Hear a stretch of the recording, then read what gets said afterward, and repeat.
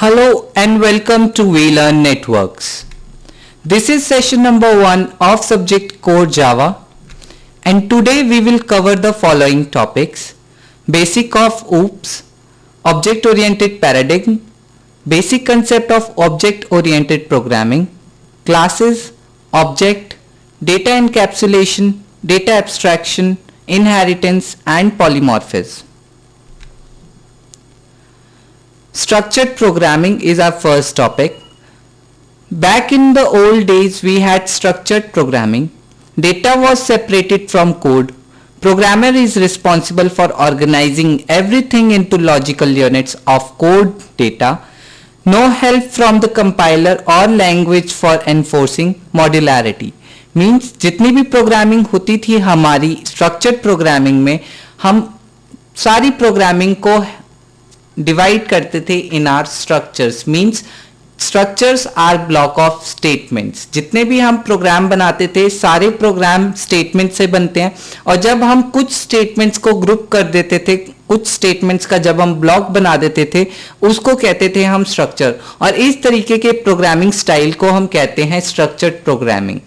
Now जब कोई भी प्रोग्रामर हमारी स्ट्रक्चर्ड प्रोग्रामिंग करता था तो सारी रिस्पॉन्सिबिलिटी प्रोग्रामर की होती थी कि उसे डेटा कैसे ऑर्गेनाइज करना है या फिर उसे कैसे कोड को मॉड्यूल करना है. उसे कंपाइलर या किसी भी एक स्ट्रक्चर्ड प्रोग्रामिंग लैंग्वेज से कोई हेल्प नहीं मिलती थी. द ओनली वे जो डेटा को रिप्रेजेंट करना होता था वो हमारा कोड सेपरेट करता था हमारे डेटा को. OOPS to the rescue. Keeps data near the relevant code. Provide a nice packaging mechanism for related code. Model the world as objects. Objects can send messages to each other. OOPS means object oriented programming system और programming style. यहाँ पे हम जितनी भी coding करते हैं वो सारी कोडिंग एक कंसेप्ट को फॉलो करती है और उस कंसेप्ट का नाम होता है ऑब्जेक्ट ओरिएंटेशन. यहाँ पे जितना भी सारा वर्क होता है वो नियर ऑब्जेक्ट किया जाता है, और इससे क्या होता है हमारे जितना भी पूरा कोड होता है वो सारा अलग रह जाता है और जितना भी डेटा होता है वो अलग होता है. मींस यहाँ पे प्रोग्रामर की कोई रिस्पॉन्सिबिलिटी नहीं होती कि उसे डेटा को सेपरेट रखना पड़ेगा और कोड को सेपरेट रखना पड़ेगा. जितना भी सारा काम होता था वो OOPS प्रोग्रामिंग या OOPS मॉड्यूलैरिटी अपने आप ही हैंडल कर लेती थी. ये एक बहुत ही अच्छा पैकिंग मैकेनिज्म होता है जहां पे हम कोड को एक सिंगल यूनिट में बाइंड कर सकते हैं. जितना भी पूरा प्रोग्राम है हम उसको एक सिंगल यूनिट में बाइंड कर सकते हैं और उस सिंगल यूनिट को हम नाम देते हैं क्लास का. नाउ ऑब्जेक्ट्स जितने भी होते हैं हमारे objects are known as instance of class. Means ये एक तरीके के ब्लूप्रिंट होते हैं जो बताते हैं कि क्लास में हमारे पास में कौन कौन सी चीजें रखी गई हैं या फिर कौन कौन सी चीजें हमने उसमें बाइंड करी हैं. और जितने भी सारे ऑब्जेक्ट्स हैं वो रियल वर्ल्ड एंटिटीज को सिग्निफाई करते हैं, जैसे कि कोई स्टूडेंट, एक कार, एक बस या फिर एक चेयर, एक टेबल. जितनी भी सारी रियल वर्ल्ड एंटिटीज होती हैं उनको ऑब्जेक्ट्स रिप्रेजेंट करते हैं. That's why object oriented is known as real world programming. Objects can send messages to each other. जितने भी हम ऑब्जेक्ट्स बनाते हैं हमारे OOPS प्रोग्रामिंग कंसेप्ट को यूज करके वो सारे ऑब्जेक्ट्स एक दूसरे से कम्युनिकेट करने के लिए मैसेजेस पास कर सकते हैं. The basic unit that we use in object-oriented language is known as a class. A class is the blueprint from which individual objects are created. Objects को represent करने के लिए जिस चीज का हम यूज करते हैं उसे क्लास कहते हैं, और इसी क्लास में हमारी सारी मॉडिफिकेशंस या जितने भी हम स्टेटमेंट्स लिखते हैं हम क्लास में लिखते हैं.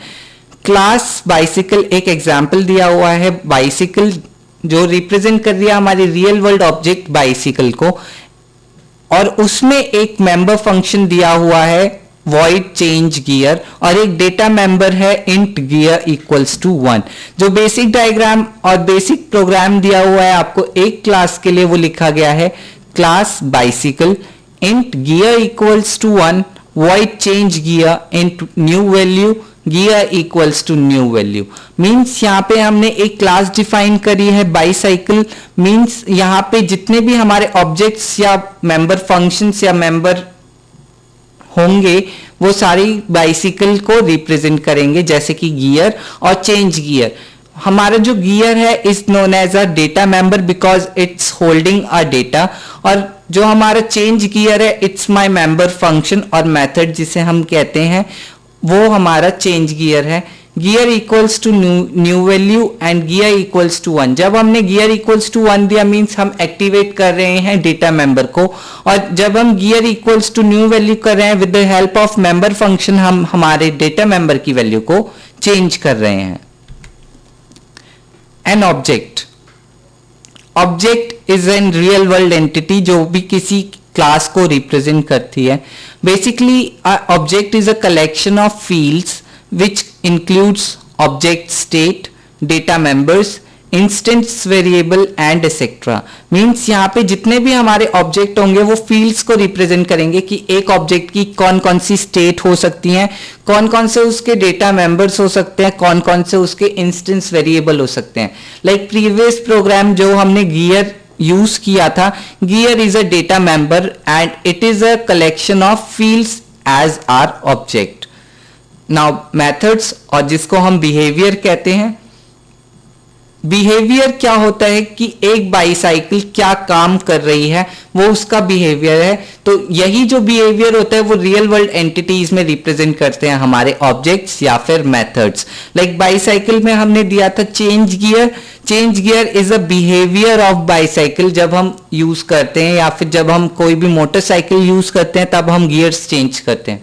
गियर चेंज करना बिहेवियर होता है किसी भी ऑब्जेक्ट का, किसी भी ऑब्जेक्ट जिसका नाम है मोटरसाइकिल। तो ऑब्जेक्ट जब भी हम यूज करते हैं तो हमारे पास में बिहेवियर्स होते हैं। Each object has its own memory for maintaining states. Her object के पास में उसकी स्टेट को मेंटेन करने के लिए या फिर मेमोराइज करने के लिए एक प्रॉपर मेमोरी दी जाती है जिसको हम क्या कहते हैं, फील्ड्स कहते हैं, जिसे हम दूसरे नाम से जानते हैं जो कि होते हैं डेटा मेंबर्स। पिछले प्रोग्राम में गियर्स हमारे क्या थे, फील्ड्स थी, और गियर्स एक तरीके की मेमोरी हो गई जो कि किसी भी पर्टिकुलर ऑब्जेक्ट की स्टेट को रिप्रेजेंट या मेंटेन करता है। All objects of the same type share same code. जो भी जितने भी सारे ऑब्जेक्ट्स हम एक टाइप के बनाएंगे, लाइक बाईसाइकिल का अगर मैंने एक ऑब्जेक्ट बना दिया B1 एंड B2, तो B1 और B2 दोनों सेम कोड को शेयर करेंगे, और वो जो सेम कोड है हम अलग अलग चीजों के लिए यूज कर सकते हैं। मॉडर्न ऊप्स बेनिफिट, पहला जो बेनिफिट होता है ऊप्स को यूज करने का वो होता है कोड रीयूज। मींस हम अपने पूरे कोड को यूज कर सकते हैं। लाइक अगर मैं एग्जाम्पल लेता हूं कैलकुलेटर का, कैलकुलेटर में जितनी भी प्रोग्रामिंग होती है वो मॉड्यूल्स में डिवाइडेड होती है, जैसे कि प्लस के लिए अलग, माइनस के लिए अलग, मल्टीप्लाई के लिए अलग और डिवाइड के लिए अलग। तो जब मैं प्लस कर रहा हूं तो प्लस का मेरा एक मॉड्यूल सेपरेट हो जाता है और इसी मॉड्यूल को मैं किसी दूसरे प्रोग्राम को बनाने के लिए यूज कर सकता हूं। तो इसके लिए मुझे पूरी कोडिंग सम की दोबारा से नहीं लिखनी पड़ेगी, मैं उसी कोडिंग को बार बार यूज कर सकता हूं, जिससे कि एक प्रोग्रामर को एफिशिएंसी मिलती है कि वो प्रीवियसली हुआ काम दोबारा से रिपीट ना करे। एनकैप्सुलेशन इज अ प्रॉपर्टी जहां पे हम हमारे डेटा मेंबर्स और मेंबर फंक्शंस को एक ही यूनिट में बाइंड करते हैं जिसका नाम होता है क्लास। और एनकैप्सुलेशन हमें सबसे मेन एडवांटेज देता है कोड क्वालिटी और ईज ऑफ मेंटेनेंस की, क्योंकि जितनी भी हम कोड रीयूज की जब बात कर रहे हैं तो code reuse means the class, and जब हम क्लास की बात कर रहे हैं class goes the property of encapsulation.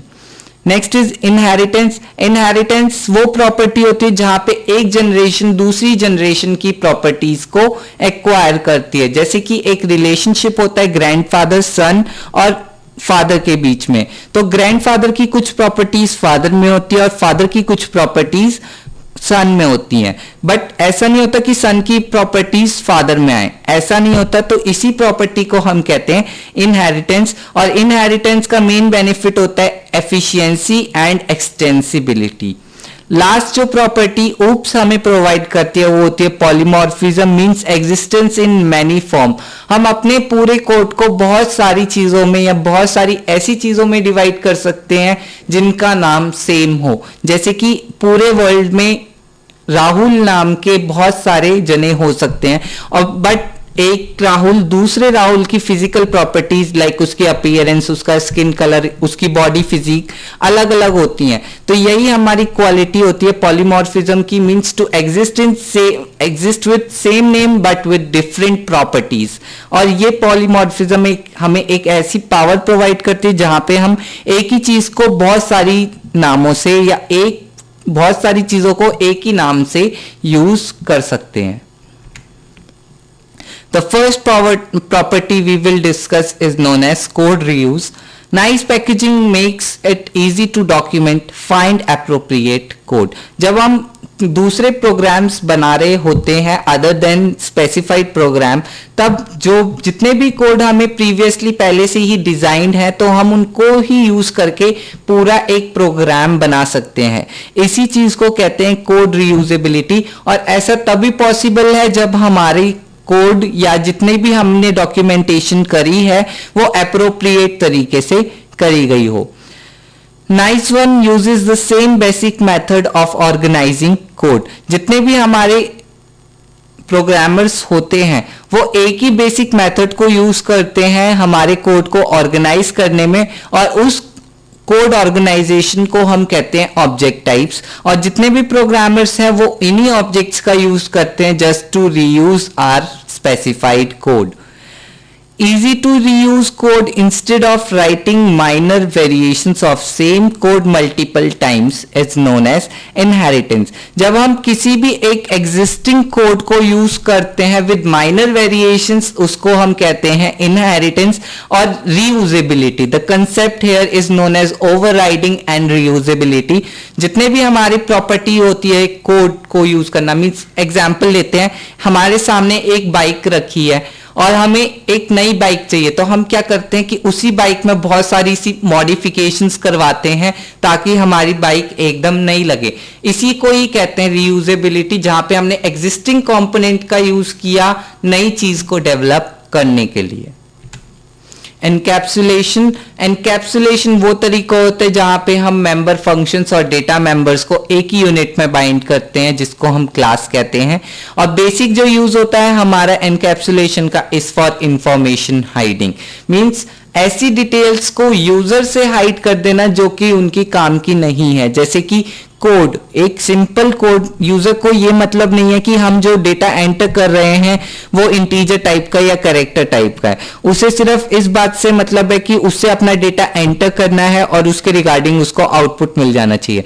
तो ये सारी डिटेल्स हाइड करना कि हम इंटीजर टाइप यूज कर रहे हैं या स्ट्रिंग टाइप यूज कर रहे हैं, ये सारी चीजें हम जब यूजर से हाइड करते हैं इसको कहते हैं इंफॉर्मेशन हाइडिंग।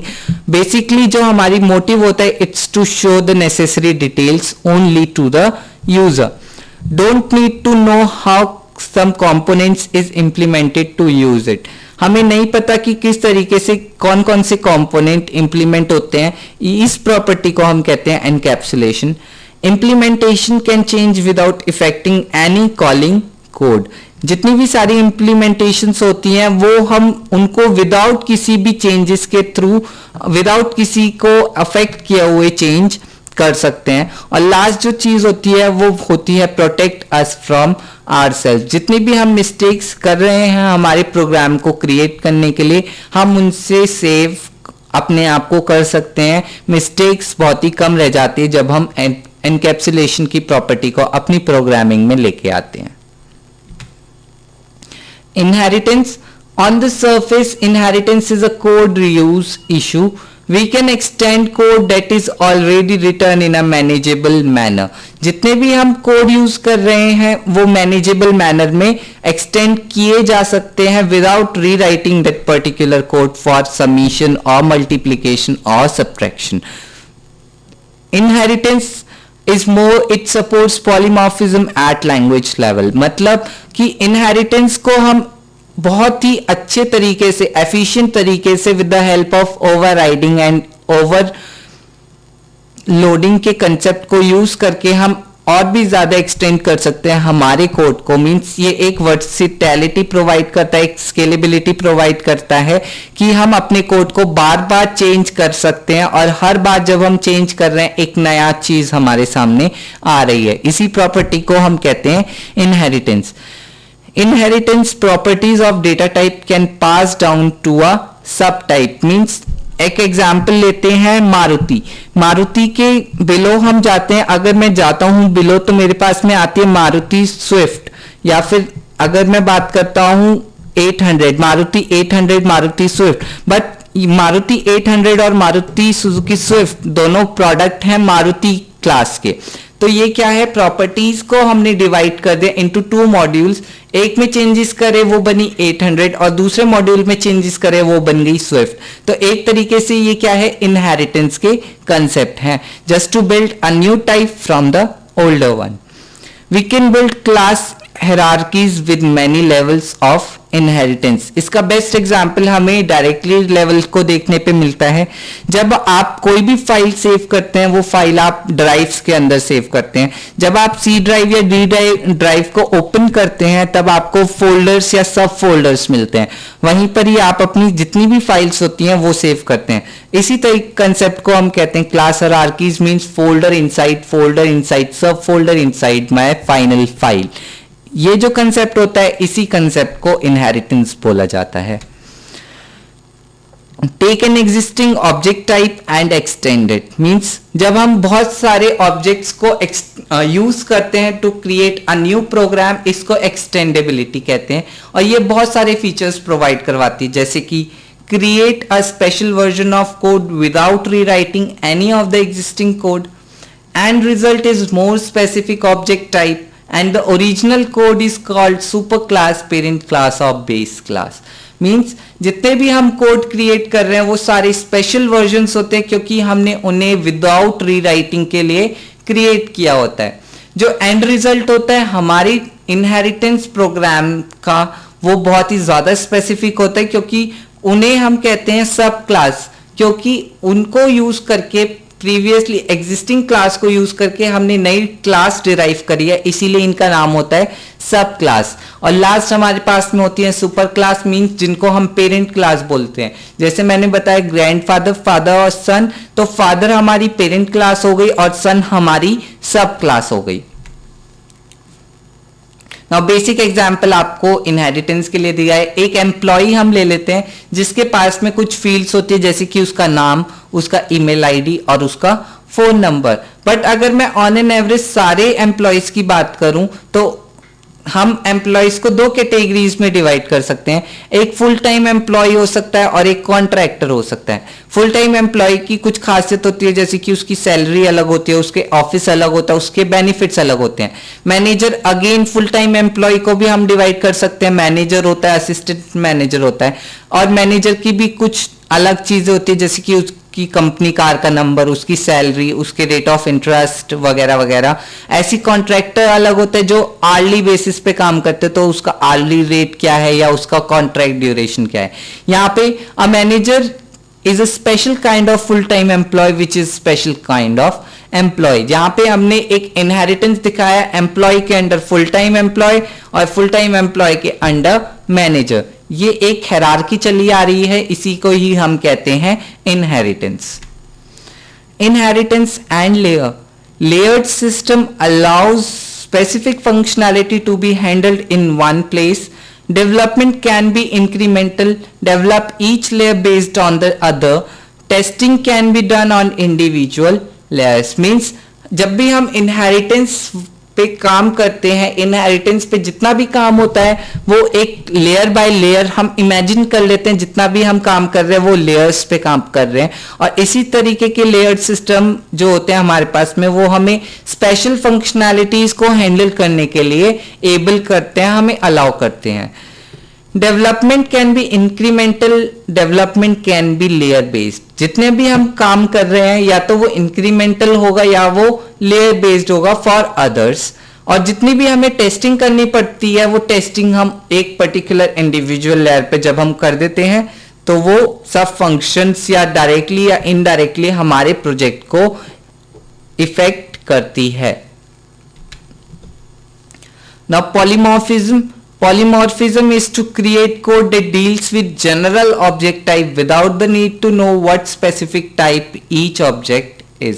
यहाँ पे हम देखते हैं कि एक ही नाम से काम कर रहे हैं तो हम एक ही नाम से बहुत सारे ऑब्जेक्ट्स क्रिएट कर सकते हैं, बट हर ऑब्जेक्ट की प्रॉपर्टी अलग अलग होती है। तो जब हम ऐसे काम करते हैं जब हमें पता ही नहीं है कि हमारे क्लास की क्या क्या प्रॉपर्टीज हैं, तब हमारी जितनी भी वर्किंग होती है उसको कहते हैं polymorphism. Generates a list of employee names. All objects derived from employee have a name field. No need to treat managers differently from anyone else. जितने भी हम कोई भी मैंने फॉर एग्जाम्पल एक क्लास बनाई एम्प्लॉय नाम की, तो हर एम्प्लॉय का एक नाम होता है, तो हम उसी नाम को यूज करके बहुत सारे काम कर सकते हैं। बट कभी कभार ऐसा भी होता है कि एक नाम के बहुत सारे एम्प्लॉयज हो सकते हैं हमारे पास में। प्रीवियस एग्जाम्पल लिया था राहुल, तो राहुल नाम के जरूरी नहीं है कि एक कंपनी में एक ही पर्सन होगा, एक कंपनी में 2 राहुल भी एग्जिस्ट कर सकते हैं। तो उस एक पर्टिकुलर राहुल की प्रॉपर्टी अलग होगी और दूसरे पर्टिकुलर राहुल की प्रॉपर्टी अलग होगी। तो उन्हीं प्रॉपर्टीज को जब हम यूज करते हैं फॉर कैचिंग राहुल्स प्रॉपर्टी, तो उसे हम कहते हैं polymorphism. Polymorphism can be categorized into 2 parts, method polymorphism और जिसको हम कहते हैं compile time polymorphism and runtime polymorphism। यहाँ पे हम डील कर रहे हैं method polymorphism which is a type of compile time polymorphism। The real power comes with the methods or behaviors. A better example is known as shape objects type used by drawing program. We want to be able to handle any kind of shape someone wants to code, and we want to be able to write codes now that can deal with the shape object। जितने भी हम काम कर रहे हैं shape object के साथ में, हमारी वो सारी शेप ऑब्जेक्ट ड्राइंग प्रोग्राम्स के लिए यूज करी जाती है। जैसे कि हम यूज कर रहे हैं रेक्टेंगल या इलिप्स। जब भी हम इलिप्स ड्रॉ करते हैं एक नई शेप हमारे पास में ऑलवेज क्रिएट होती है, क्योंकि हम परफेक्ट इलिप्स कभी भी नहीं बना सकते। सेम टू सेम अगर मैं रेक्टेंगल यूज कर रहा हूं तो कभी एक रेक्टेंगल का साइज छोटा रह जाता है, एक रेक्टेंगल का साइज बड़ा रह जाता है। इसी को ही कहा जाता है मेथड पॉलीमॉर्फिज्म, क्योंकि उनकी रेक्टेंगल हमेशा 4 साइड का ही रहेगा। उसकी प्रॉपर्टी हमेशा यही है कि रेक्टेंगल 4 साइड्स का रहेगा, बट उसका size can vary. Its size can vary means एक रेक्टेंगल का साइज छोटा है, दूसरे रेक्टेंगल का साइज बड़ा है। Encapsulation and data abstraction are the most important properties. हमने बताया था कि एनकैप्सुलेशन की एक बहुत इंपॉर्टेंट प्रॉपर्टी होती है इंफॉर्मेशन हाइडिंग की। इसी का ही ठीक जब हम अपोजिट कर देते हैं वो बन जाती है हमारी data abstraction. Means to hide the unnecessary data from the user is known as data abstraction. We do not need to know the implementation details of data type in order to use it. This includes the method and the actual data representation of the object. Same example लेते हैं, मान लो अगर user को कुछ भी enter करना है तो वो ये बिना सोचे एंटर करता है कि उसे नंबर डालना है या टेक्स्ट डालना है। तो यही सारी चीजों को हम हाइड कर देते हैं ताकि यूजर को अपनी पसंद का डेटा डालने में आसानी हो।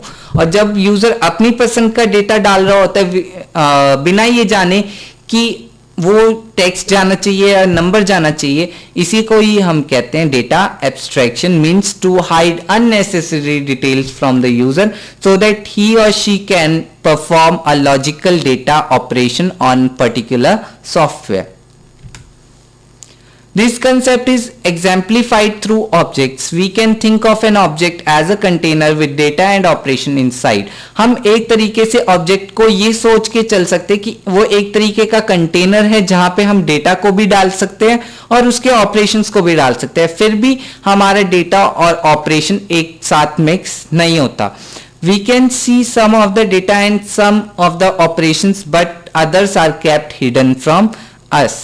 The one we can see gives us the functionality of the object. जब हम कंटेनर में बहुत सारी चीजें डाल देते हैं, डेटा भी डाल देते हैं और ऑपरेशन भी डाल देते हैं, तब हमें ये नहीं पता लग पाता कि डेटा कौन सा है और ऑपरेशन कौन सा है। हमें सिर्फ हमारा काम करना होता है और जो काम हम परफॉर्म कर रहे हैं सिर्फ वही हमारे लिए नेसेसरी होता है। वो किस तरीके से हो रहा है ये हमें जानने की जरूरत नहीं होती, और इसी कंसेप्ट को हम कहते हैं data abstraction. Encapsulation and data abstraction एक तरीके से हमने यूज किया, हम एक पॉलीगन यूज कर रहे हैं P नाम का, और इस P की सारी कोडिंग हमारे इस एलिप्स में दिखाई गई है। तो जो यूजर यूज करता है वो है P, बट उसकी इंटरनल वर्किंग जो हमने शो करी गई है वो हम यूजर से हाइड कर देते कि वो P कैसे काम कर रहे हैं। ये यूजर का कंसेप्ट नहीं है, यूजर को सिर्फ उसे यूज करना है। As long as we know the method name, parameters and how to use them, we don't need to know how the actual data is stored. Note that I can use a polygon without knowing how the data is stored or how the methods are implemented. जब आप MS Paint पे काम करते हैं तब आपको ये नहीं पता होता, जब आप रेक्टेंगल ड्रॉ कर रहे होते तब आपको ये लेना देना नहीं होता कि रेक्टेंगल की क्या कोऑर्डिनेट्स हैं, वो एक्स पोजीशन या वाई पोजीशन में कहां पे लाई कर रहा है। आपको ये सारी चीजें देखने की जरूरत नहीं पड़ती, आप सिर्फ ड्रॉ करते हो। तो इसी फंक्शनैलिटी को हम कहते हैं data abstraction. This concept is exemplified through objects. यहां पे जितनी भी फंक्शनैलिटी है उसे अलग कर दिया गया है। Now these are the question that you have to do by yourself. The first one is what do you understand by data abstraction, and second one is explain the concept of polymorphism. Thank you and have a nice day.